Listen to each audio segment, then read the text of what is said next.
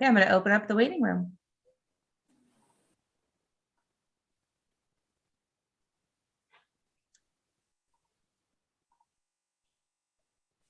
Good evening, everyone. I see people are populating from the waiting room. While you're joining us, if you want to enable your camera, it's always nice to talk to a room full of faces instead of little Zoom names and icons. So please feel free to enable your camera.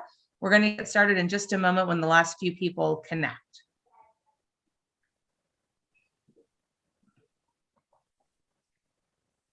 Wonderful. While everyone is logging on, if anyone requires the live transcript, that is enabled. So you'll have to turn it on your own Zoom, on your own laptop or computer, whatever you're using, but that is enabled if anyone needs. Okay, so without further ado, I'm going to throw it over to David Bark. He is the chair of our Israel committee here at Beth Israel. Welcome, everybody. Glad that we have so many participants for tonight's discussion, lecture/discussion. I think you're going to find that what we have coming for you this evening is going to be not only informative but thought-provoking, and hopefully you'll have some. We'll learn a little bit of learn a little something new, and have some good questions for our speaker. And to introduce our speaker tonight is Susan Lapidus. She's with the Murray Gallinson San Diego Israel Initiative, and who brought our speaker to us tonight. Susan? Thank you, David. Good evening, everyone. I'm delighted to be here to introduce Dr. Meir Litvak. As David said, I direct the Murray Gallinson San Diego Israel Initiative, known as MGSDII. The program was launched over 6 years ago to bring modern Israel studies to our San Diego universities, and as the icing on the cake, to the university and groups like you.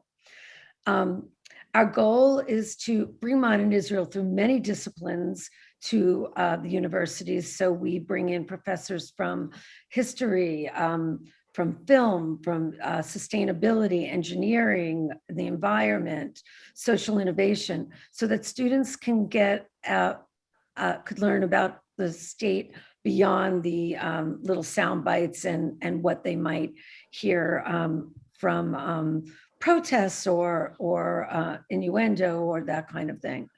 So over the last 6 years, we brought to San Diego 33 visiting professors to teach Israel studies, including Meir, making us the largest provider of Israeli professors in any city in North America, and we're really proud of that.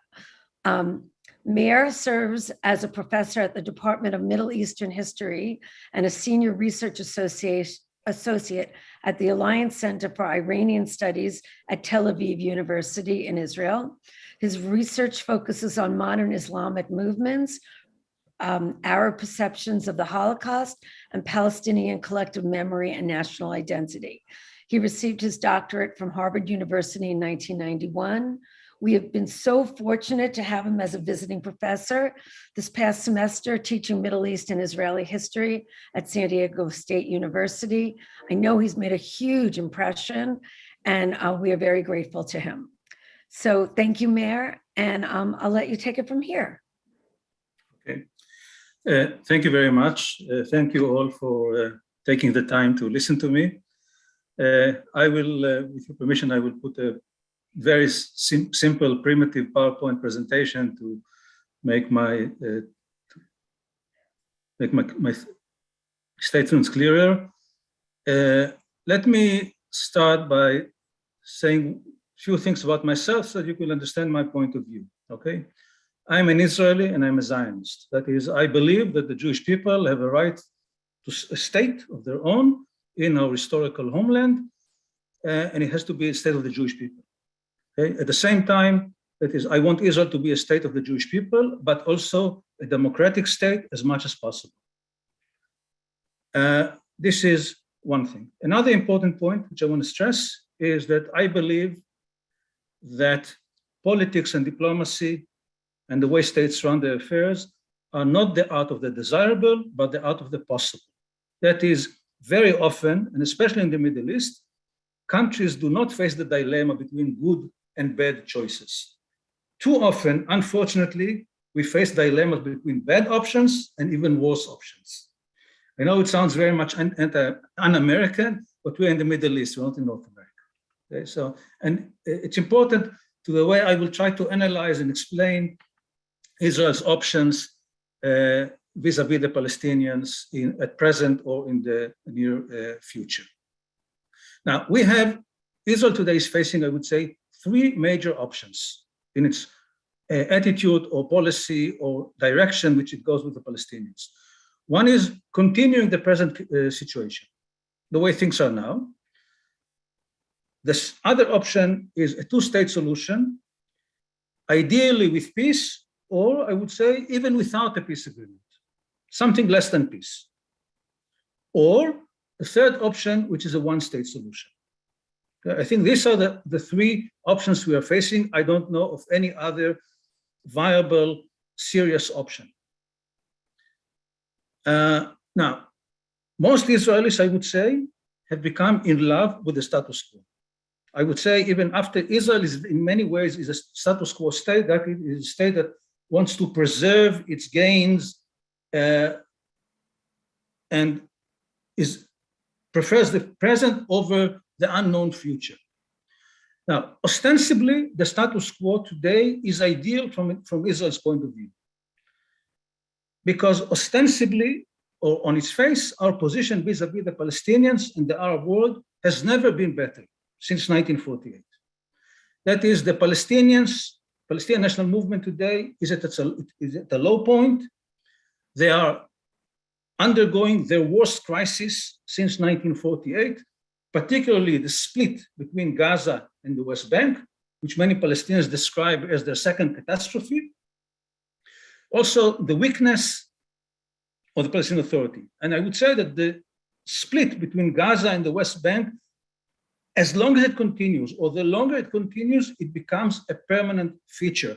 The longer it lasts, the more difficult it will be for the Palestinians to heal the rift. This is one point. Another point is the Palestinian Authority enjoys today very limited support and legitimacy among the Palestinians. All opinion polls show that the current Palestinian leadership does not enjoy the support of the people. Most people want Mahmoud Abbas, Abu Mazen to go. Most people do not trust the institutions of the Palestinian Authority. Another important point to remember is that the Palestinian Authority is very highly dependent on Israel for its survival. First and foremost, in view of the challenge of Hamas, to prevent a forcible takeover of Hamas by Hamas of the West Bank, the Palestinian Authority needs Israel. Also, it is dependent on Israel economically and on other issues, and therefore the Palestinian Authority can hardly challenge Israel. So if we look at Israel vis-a-vis the Palestinians, the gap between us and them is immense. We are much more powerful than they are, and ostensibly, things could not be better, okay? At least in the short run. Furthermore, if you look at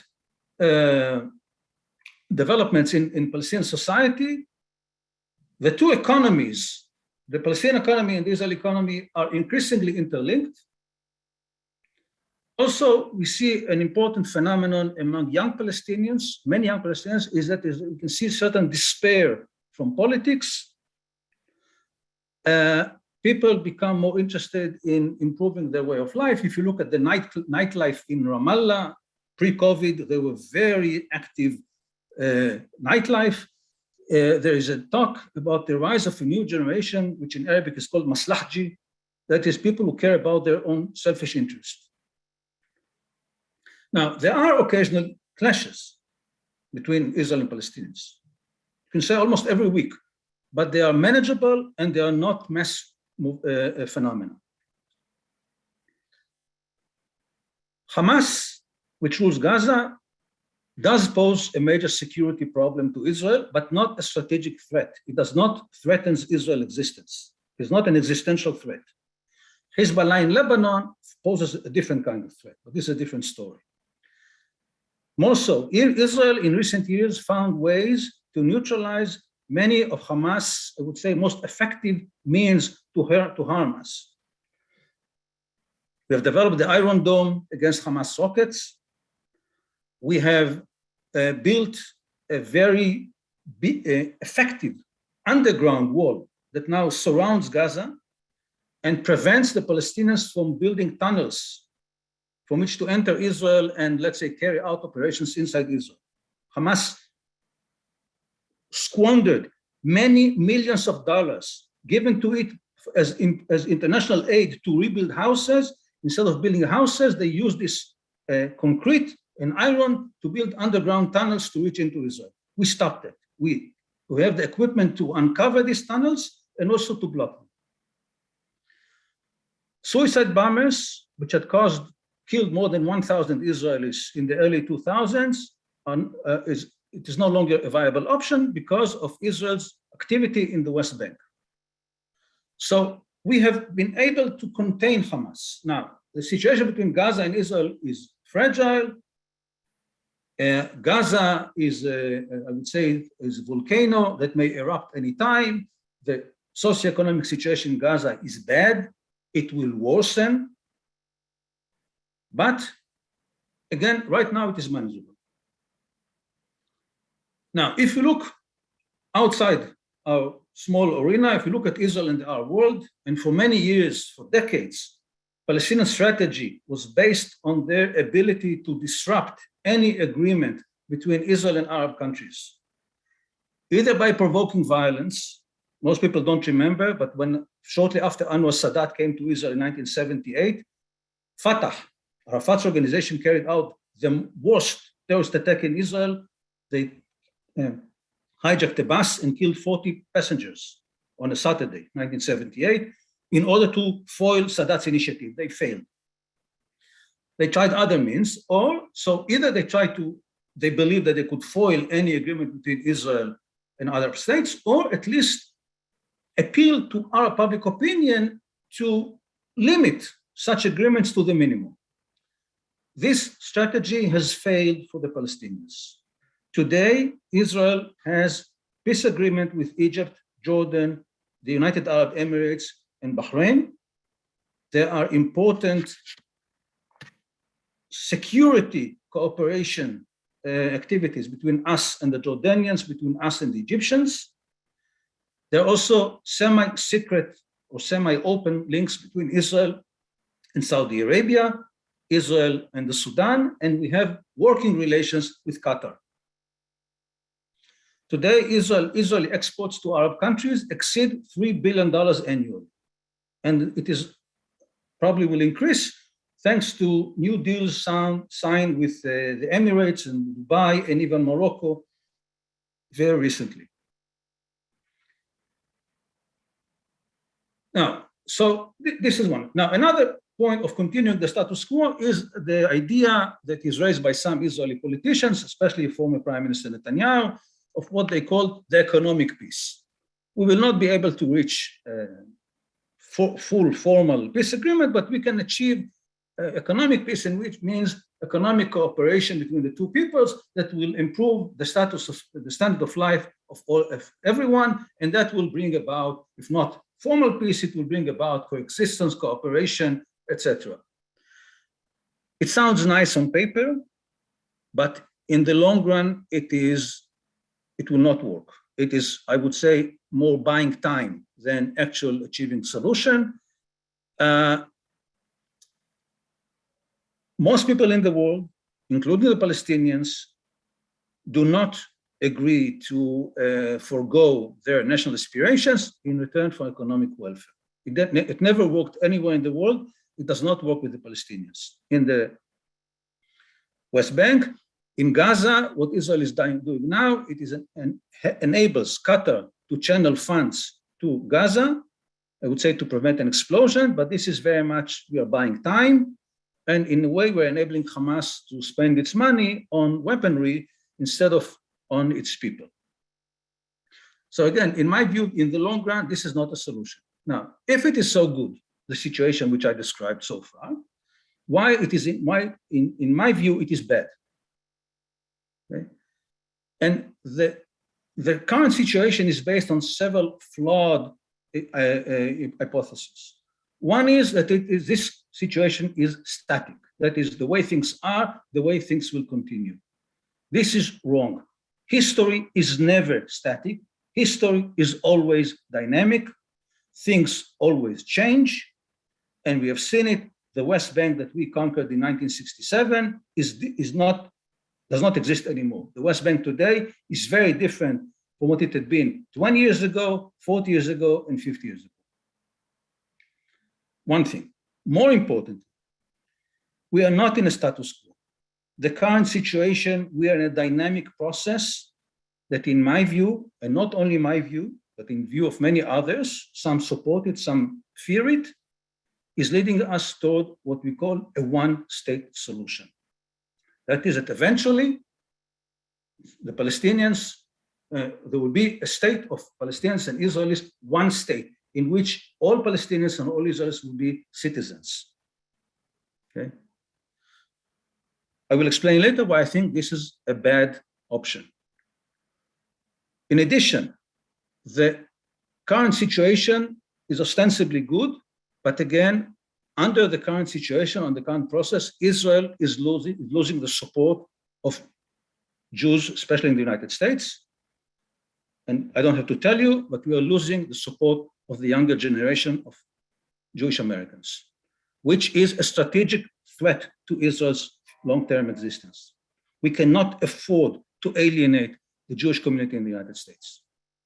If I can say something political, one of the things which I criticize former Prime Minister Netanyahu is conduct toward the Jewish community in the United States. Another problem is that Israel is losing support in general in the US, particularly the Democratic Party. And again, Israel always enjoyed bipartisan support. We are losing this bipartisan support. In the long run, again, it is a strategic threat to our existence. There's another problem that the current situation, in my view, reinforces what I would say dark elements in Israeli society, various groups, which I have to say openly are openly racist, radical, anti-democratic, and the current situation gives them a boost. In the long run, again, it poses a threat to Israel's existence as a democratic state and as a Jewish democratic state. So I think that believing that the current situation is tenable in the long run is a mistake. It is based on a short-sighted perception of reality.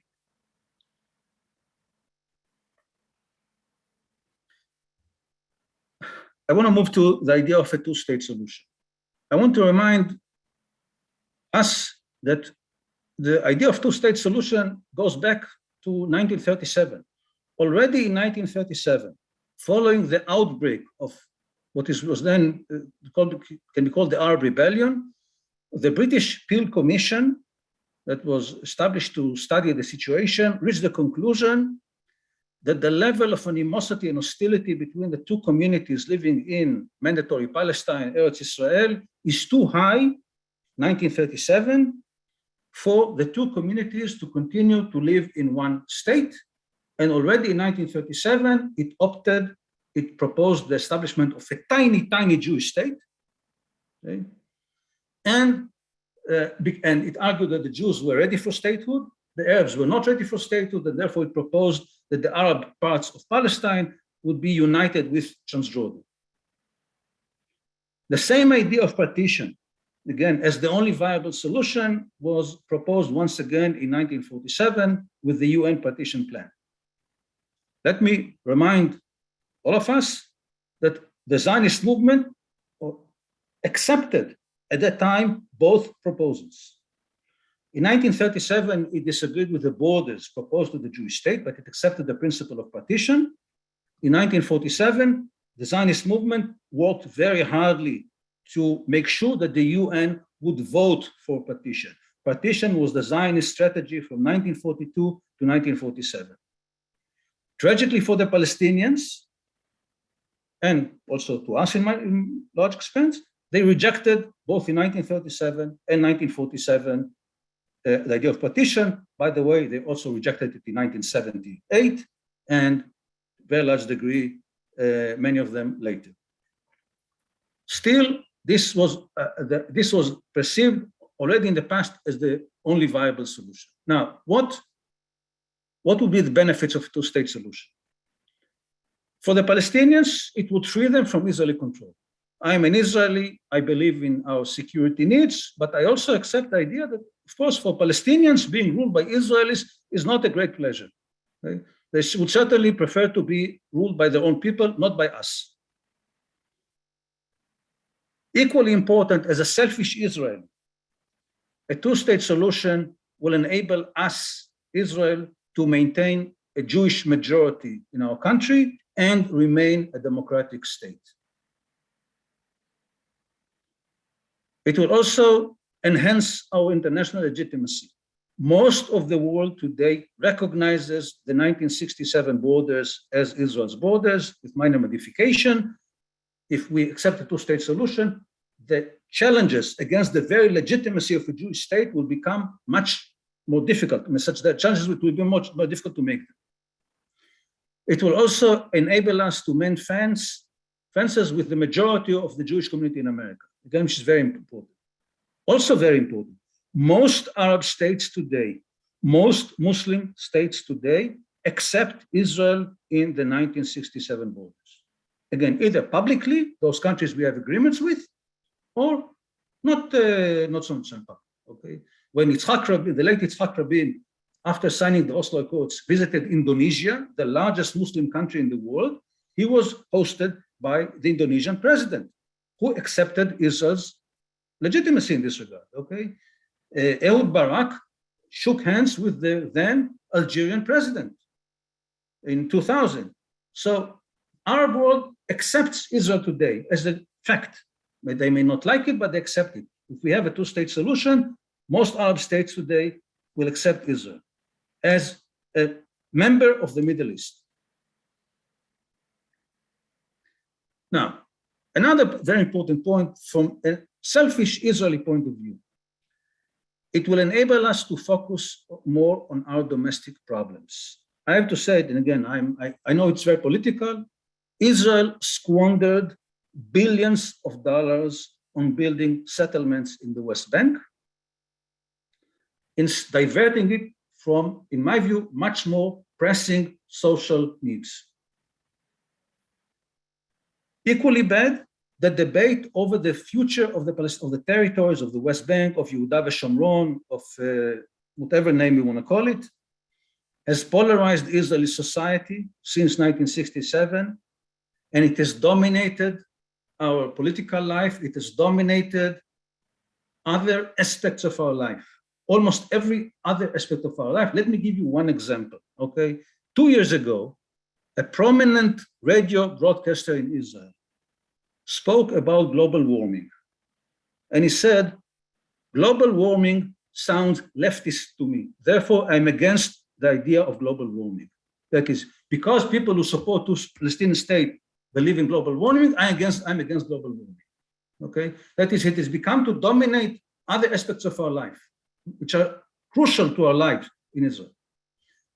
Another point, like additional point to this issue, the need to get the support of the ultra-Orthodox communities on the Likud's policy on the Palestinians, okay, led the Likud, especially under Prime Minister Netanyahu, I would say, to mortgage Israel's future for the Likud, for the ultra-Orthodox, I'm sorry. That is, Netanyahu and Likud and the right wing in Israel shut their eyes to the very difficult situation of the existence of a very large growing community of Israelis who lack modern education, who lack modern skills, who cannot integrate in a modern economy, and who pose and will pose an increasing burden on the Israeli economy and society. But because they support the Likud's policy on the West Bank and the settlements, because they don't care about them so much, the Likud and other right-wingers Israelis prefer, I would say, to sell the long run in favor of the short run. In the long run, Israel will not be able to sustain the ultra-Orthodox community the way it is now. The Israeli economy will collapse if the current situation will continue. No modern state can support 30, 40% of the population that doesn't work, that lacks basic professional skills in the modern world. It cannot exist. But right now, it is quite possible because of the issue of the West Bank and Gaza. Now, if two-state solution is so good, where's the problem? And there are many problems. One is that a two-state solution in return for full peace, which is something that most Israelis would insist on, and a full peace agreement and the end of conflict, that is when the Palestinians say they have no more claims on Israel. Such a solution today requires too many concessions on both sides, which neither side is either willing or able to make. For the Palestinians, such a two-state solution would mean abandoning their dream of a mass return of the Palestinian refugees to Israel. This is something that has been the most important foundation of Palestinian identity since 1948, the return of the refugees. They will have to abandon this dream. They will also have to abandon the dream of restoring someday all of Palestine to under their control. This is the reason, by the way, why the Palestinians have rejected the idea of two-state solution in return for full peace. Most people don't remember, but let me give you an interesting, a recent revelation by the Saudi Prince Bandar bin Sultan, former Saudi ambassador to the US and an important figure in Saudi Arabia. In an interview which he gave to Al Arabiya TV network, he told the story that after Oslo, he said, I asked Abu Ammar, Yasser Arafat, what he thought about the autonomy provisions of 1978, the Camp David Accords, which Menachem Begin had signed with Anwar Sadat, which the Palestinians rejected.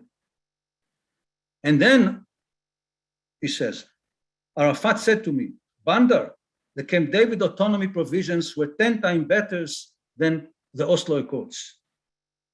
Well, said Bandar bin Sultan, I asked Arafat, why didn't you agree to it? And Arafat gave the excuse, I wanted to, but Hafez al-Assad threatened to kill me. So I had to decline it. Bandar adds that he said to himself, well, Mr. Arafat, you should have been a martyr for your country, for your people.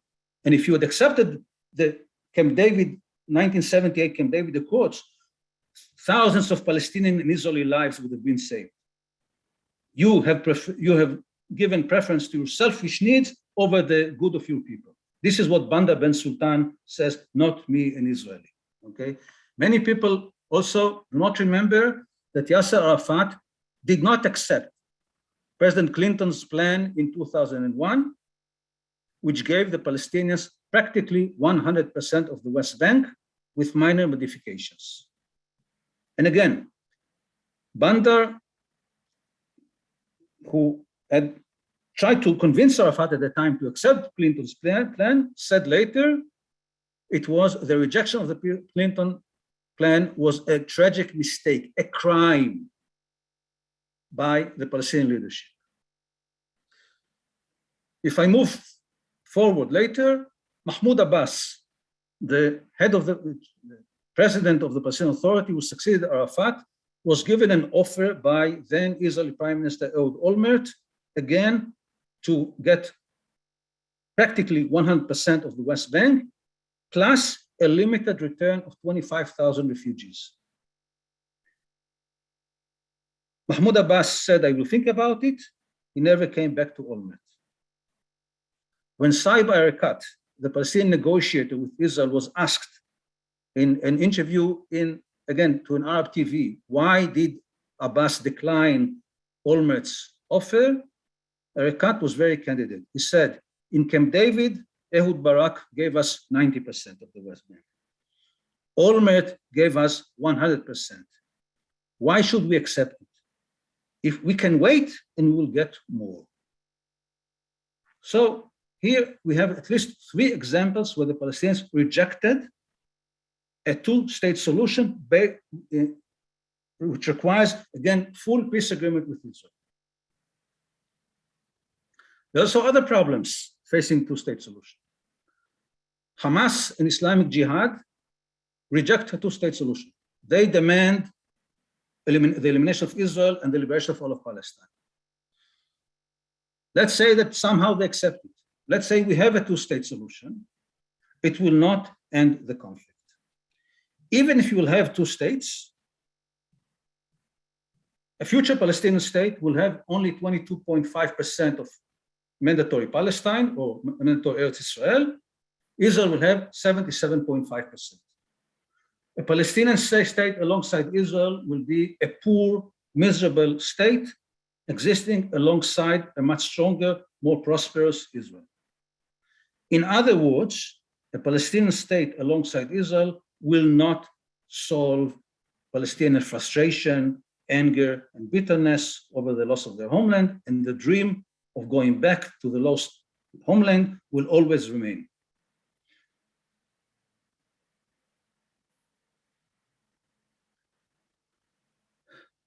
There are also problems from our side. Israel built over 100 settlements in the West Bank, and the way they were built, or the places that were they built, it was done precisely in order to prevent the possibility of a two-state solution.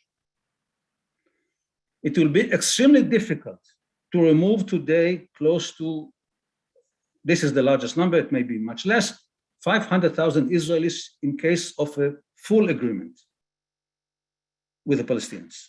We also have a problem that, for instance, the underground water in the land are shared between us and the Palestinians. There will be problems, but this is the less issue. But if you look at the difficulties of establishing today a two-state solution, taking into consideration the current political situation in Israel, it is next to impossible. If you want to add problems to the situation, most Israelis have been traumatized by previous withdrawals. In 2000, Israel withdrew from Lebanon, respecting UN resolution.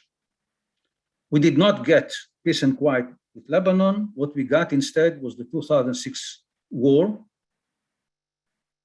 At that time, Hamas had only 10,000 rockets. Today, Hezbollah in Lebanon, today they have over 140,000 rockets aimed against us. Last years with Lebanon have been quiet, but we don't know how long this quiet will continue. The other point, in 2005, Israel got out of Gaza. Israel removed settlements from Gaza. We did not get peace and quiet from Gaza. What we got is Hamas from Gaza. So the simple, I would say simplistic conclusion that many Israelis reached is that withdrawals do not provide security, and in the Middle East, withdrawals project weakness. Many Israelis also fear that if we'll get out of the West Bank, Hamas may take over the West Bank, and then it will use the West Bank as a launch pad for attacks against Israel.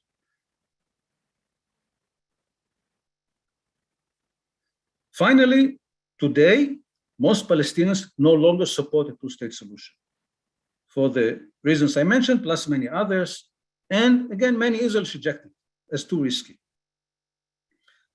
And this problematic situation leaves us to the third option, which is the one-state solution. In my view, a one-state solution is at best a well-intentioned, naive belief by naive Westerners who believe that a one-state solution will provide harmony and equality between Jews and Arabs, and we will have a new Switzerland in the Middle East. Okay? At best, this is a very naive notion by well-intentioned people in the West. Some right-wing Israelis are not afraid of a one-state solution because they believe that Israel will be able to control and dominate such a state by using various legal tricks. Also, Israelis who support a one-state solution exclude Gaza. So the demography will be more favorable in their view. However, most Palestinians and many of the supporters of Palestinians in the West understand that the one-state solution will become very quickly an Arab-dominated state. It will be a state dominated by an Arab majority,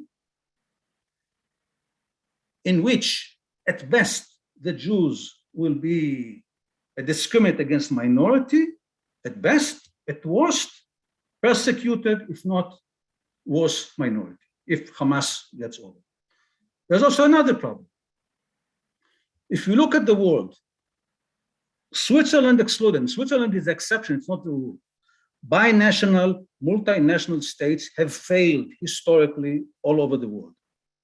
Yugoslavia disintegrated after a very bloody civil war. Bosnia-Herzegovina, one of the splits from Yugoslavia, is now about to break up into 3 smaller republics. The Ukraine, which has a Ukrainian part and a Russian part, we all know what's going on now in the Ukraine. Czechoslovakia was the only country that underwent what they called a velvet divorce, peaceful divorce by the Czechs and the Slovaks. Cyprus, which was a binational state, is in fact today 2 states after the Turkish invasion. Rwanda, which had 2 ethnic groups, underwent genocide. Congo, multi-ethnic country, experienced very brutal civil war. The only countries, only multi-ethnic countries today that function in the world are Russia and China. Neither of them is a democracy. Both are held by sheer force and oppression. Look at what's going on with the Uyghurs in China. In the Middle East, binational states have failed miserably, and they have proven to be, again, a disastrous state. In Iraq, which had an Arab majority and a Kurdish minority, Kurds suffer harsh persecutions. There was a very brutal civil war. Even today, when there is a Kurdish autonomous region, it is suffering discrimination by the Iraqi government. Syria, a multi-sectarian state, they're all Arabs, except for a tiny Kurdish minority which suffered suppression.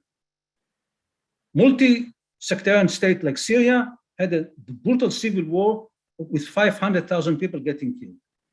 Yemen, which is split over religion, has suffered, is in the midst of a horrible civil war with over 370,000 people dead. Lebanon had 2 civil wars in the past. Turkey, not an Arab country, suppresses the large Kurdish minority, and Saudi Arabia, to cite another example, suppresses the tiny Shia minority. In the Middle East, multi-ethnic states or multi-sectarian states do not work well. They are all based on oppression and persecutions. The belief that somehow a Jewish Palestinian state will be different, in my view, is an illusion.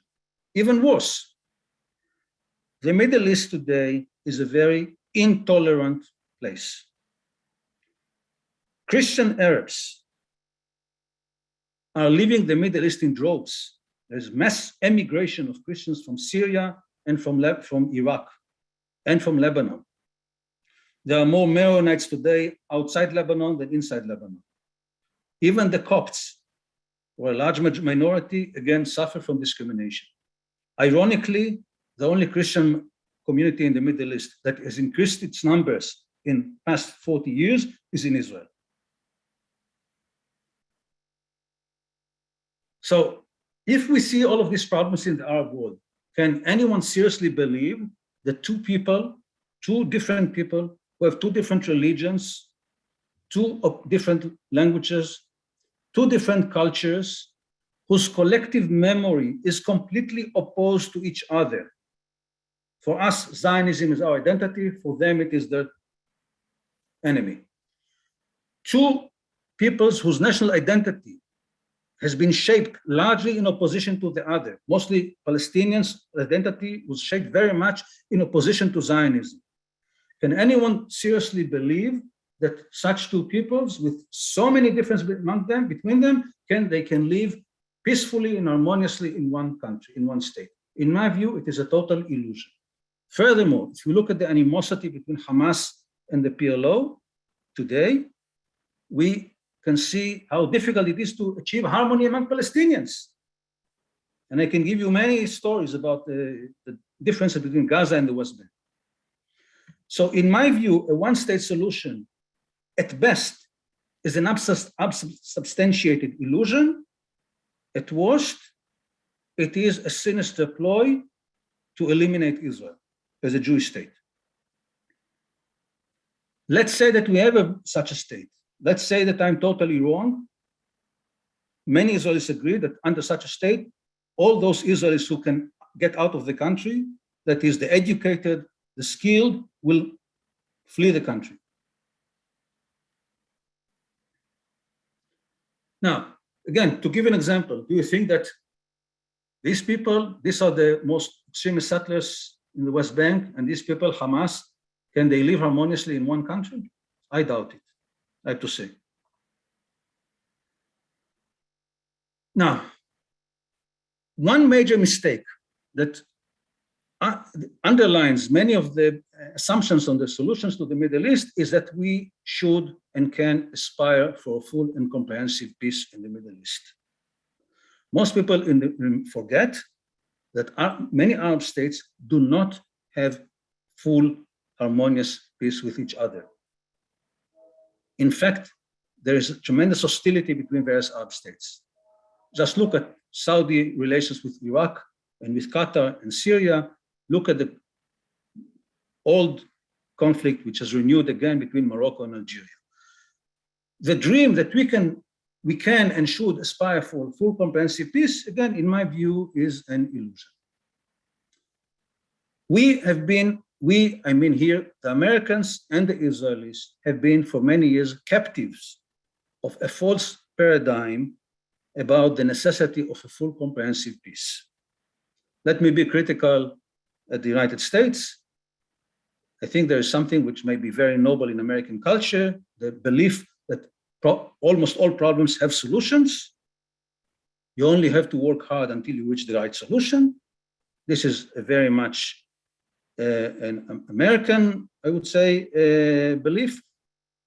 Again, the Israeli false paradigm is that nothing less than full peace is acceptable. Okay? This is one false paradigm. Another false paradigm of us Israelis is that the status quo can remain forever, or the idea of many Israelis, either we get a full comprehensive peace. There was always to be the joke that so we can go every weekend to Damascus and buy cheap leather coats there and go back to Israel, unless it is something as full comprehensive peace, then we will not accept it. And the other choice is unmitigated conflict. It's like very much black and white perception. Again, in my view, a wrong perception. So if you look at all of these options, which neither of them is very good or possible, then what are we left with? And here I would stress my belief, but again, it's not only my belief, it is shared by various other people, thoughtful people in Israel. First of all, we Israelis must free ourselves from the illusion of an everlasting status quo. Second, we must free ourselves from the illusion of a comprehensive peace.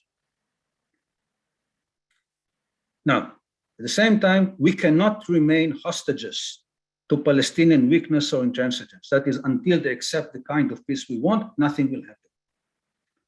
Finally, we must be proactive and not reactive. And that leads me to the final option, which I support, I'm not the person who invented it, but here I am following a plan devised by the Israel Institute for Security Studies, and that is unilateral separation between Israel and the Palestinians in the West Bank. That is, Israel will gradually withdraw.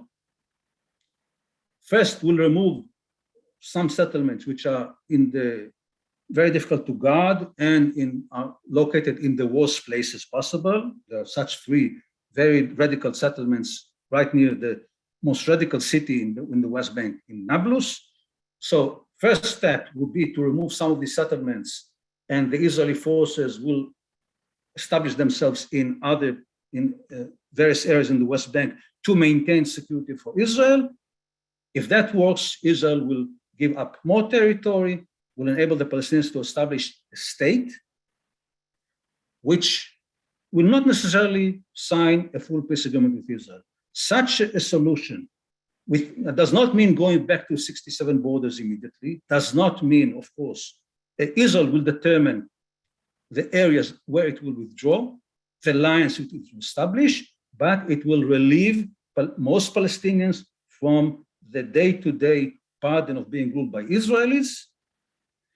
It will diminish the daily clashes, friction between Israelis and Palestinians, and it will enhance our legitimacy because we will not be the occupiers anymore. Now, this is not a perfect solution. It does not guarantee peace and quiet necessarily, but in my view, it is the only viable solution, the only solution that can ensure Israel's security and Israel remaining a Jewish state and a democratic state. And with this point, I will finish and let you, if you want to ask me any questions or challenge me, I'll be happy to answer questions.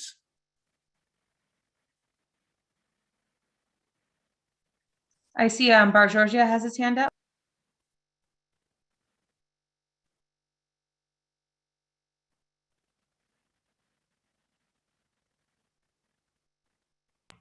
I sent you an unmute request there. Did it go through?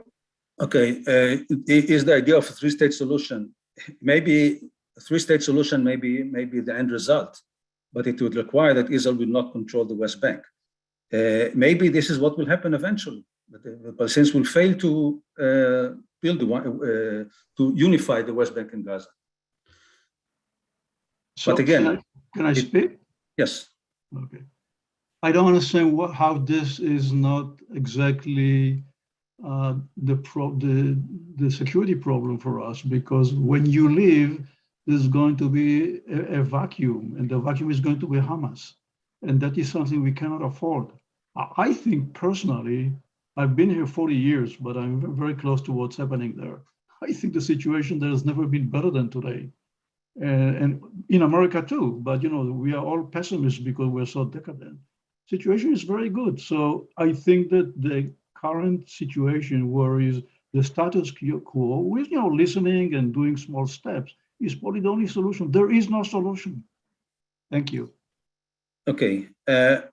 I will say two things. Again, I tried to explain why the current status quo, first of all, it is an illusion that it will continue. Let me remind you that in 1986, we thought that the status quo was wonderful. We got the Intifada.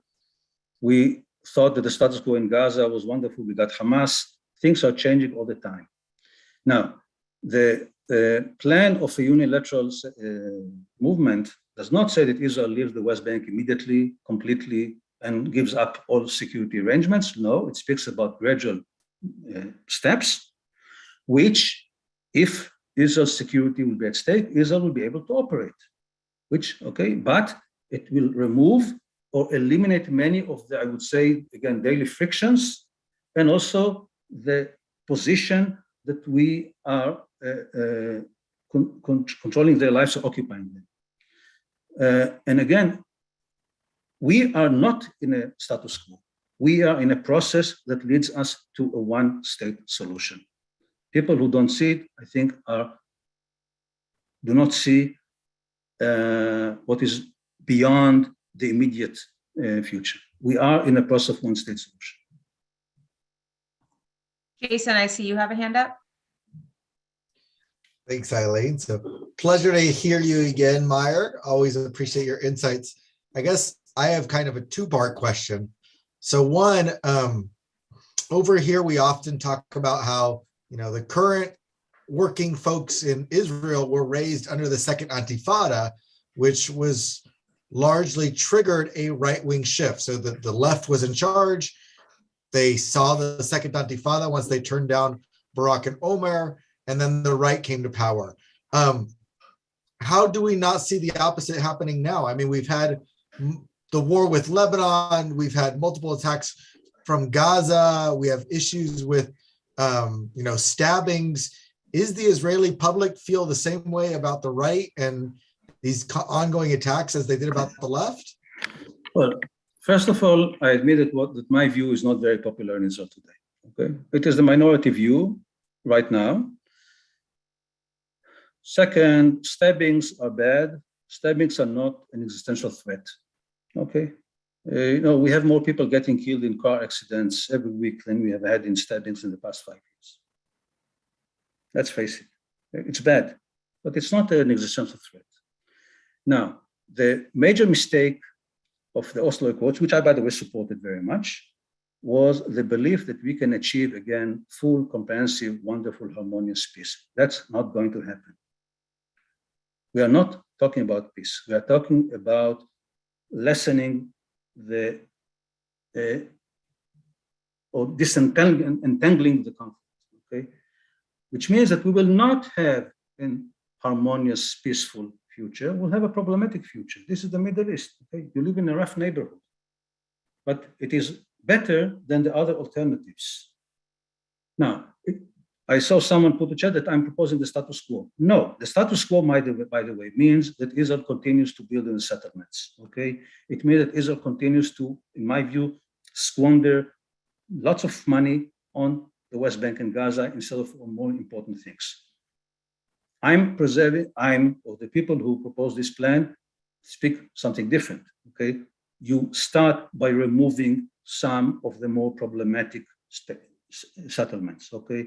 We have settlements stuck near Nablus, which require an entire battalion of soldiers to protect them. And by the way, the settlers there hate the soldiers. They sabotage their cars. They sometimes throw stones at the soldiers who protect them, okay? I want to remove such places to enable the Israeli army not to spend its force on protecting isolated settlements, okay? And remove such indefensible places, and again, it will remove friction. It will be done gradually, not in 1 year. It may take 10 years to do it, okay? And it's not going to be, again, a smooth process.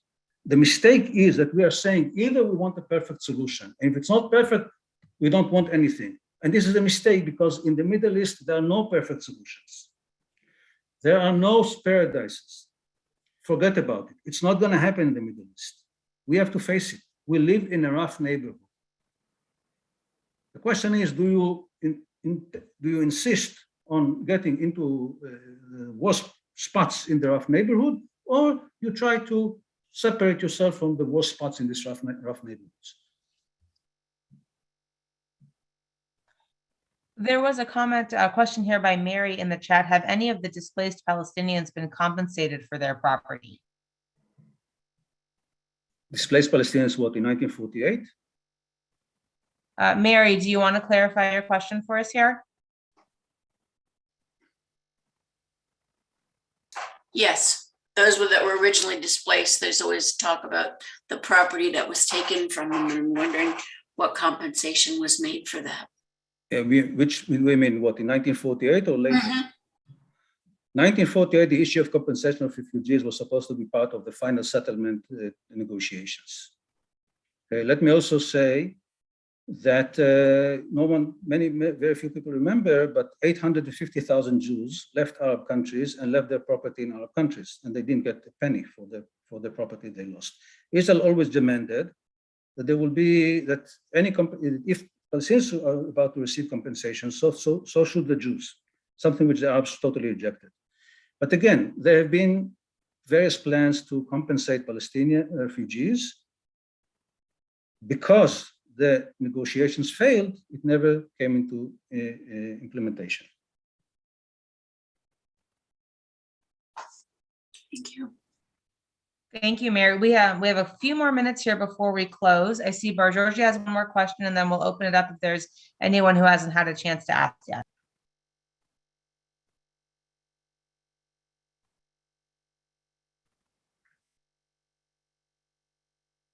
Did you have a question? Yes, I do. So sure. So actually, we'll go to you and then Yvonne. Okay, I want to ask a question about the other side, because the only people who really get screwed from all this are the Palestinians. Yes. We get stronger, richer, and bigger. How come they never establish or try to establish a state? If they declare a state tomorrow, the UN will approve it 2 hours later. Do they even wanted ever a state? Or is this Yes. all an illusion of the West? No, they want a state. Again, I mentioned it. I think that today most Palestinians do not want a small state in the West Bank and Gaza because they understand it will be a small, miserable Palestinian state. Yes, I think that one of the tragedies of the Palestinian national movement since 1920, that it always lacked what you can call the constructivist element, which Zionism had. The Palestinians had a leader, Salam Fayyad, who understood the idea that yes, you have to build statehood from below.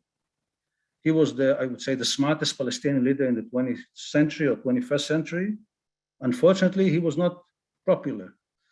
But they want a state. But again, I agree with you that, and yes, they are the people who pay the price. And they pay the price for their foolishness because they rejected opportunities that their situation would have been much better today had they accepted them. There's no question about it. It is tragic. I agree. Yvonne, you want to take us home with our last question for the night?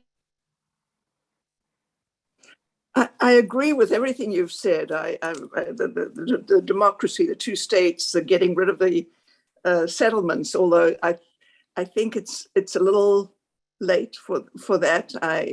As you say, start with the most egregious ones. But I don't think that the settlements that are just west of the old line, just east of it, I mean, on the West Bank side of it, are ever going to be moved, no matter what. Okay. But my real point is the minute Israeli troops are withdrawn from the West Bank, Hamas will very quickly overwhelm the Palestinian Authority. And even now, drawing a blank on the name of the leader of the West Bank, wouldn't call elections because he knows Yes. he's going to be overwhelmed by Hamas. I agree with you. Status quo is not really a status quo. It's going to change and maybe get worse. In fact, it is getting worse.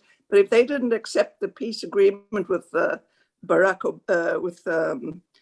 and Clinton and Ahmed, this is less. They want more. They want it all. I agree with you. First of all, it may be too late. I don't know. On the other hand, you can say that once Israelis will understand that they're facing one-state solution, I think even many right-wingers will accept it. I talk with many people who support the Likud, and I tell them, do you realize that this is what they're doing? So no, God forbid, it will not happen. No. This will never happen. Okay, so even they understand that the option is bad. Okay, and maybe, yes, we will have to make the right solution at a much heavier price when we realize where it would lead. Okay, when the wrong solutions would lead. One thing. Secondly, I agree with you. And again, many studies have shown that you can get out of 80% of the West Bank while removing only 20% of the settlements. Yes, you can remove more settlers, more settlements, okay, but you can keep many of the settlements, but move out of the territory. So the effort will be less difficult than you describe, and I agree with you, it is extremely difficult. Now, yes, there's a danger that Hamas will take over, although we have to say, by the way, Hamas is also losing popularity among Palestinians because it is failing.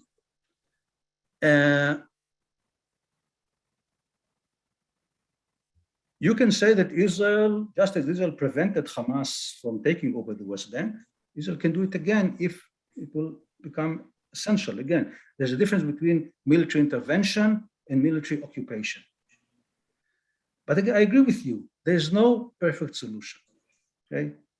And I said at the beginning, politics or strategy is very often facing bad or worse options. I think that the one-state solution is the worst because it will be the end of Israel, it will be the end of the Zionist dream. I think that we have to prevent it. This is my view. Well, we're so thankful for your view and all that you've shared with us this evening. We are just about at time, so we're going to close up, but there are a few other questions here in the chat. So what I'll do is I'll end the live stream and we'll close our event. And then if Mayor, if you're available to stay on for maybe 2 or 3 more minutes, we can catch a couple of these last ones. Sure. But for those of you that came to join us this evening, thank you so much. I'm also going to put a link here in the chat, the Murray Gallants and San Diego Israel Initiative. Please check out their websites. They have lots of film screenings and great speakers and other great professors that are always coming to town. So check them out for future stuff. And what I'll do is I will close out our stream and we can continue on. But if anyone does need to leave, we totally understand. We won't be upset